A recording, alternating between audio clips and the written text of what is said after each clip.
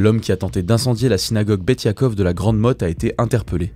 Après 15 heures de traque durant laquelle plus de 200 policiers et gendarmes ont été mobilisés, l'arrestation a eu lieu vers 23h30 samedi soir à Nîmes dans le Gard, soit à 45 minutes de la ville de l'Hérault. L'individu a été localisé au dernier étage de la tour d'un immeuble situé dans le quartier sensible de Pisevin. Le suspect a même ouvert le feu sur les forces de l'ordre. Le raid a dû riposter de la même manière pour interpeller l'individu en le blessant au visage. L'assaillant est un homme âgé de 33 ans né à Hydra en Algérie. 2 autres personnes de son entourage ont également été placées en garde à vue. Hier après les faits, le ministre de l'Intérieur Gérald Darmanin et le Premier ministre Gabriel Attal s'étaient rendus à la synagogue de la Grande Motte. Des premiers éléments dont nous disposons, nous pouvons considérer que nous avons échappé à un drame absolu.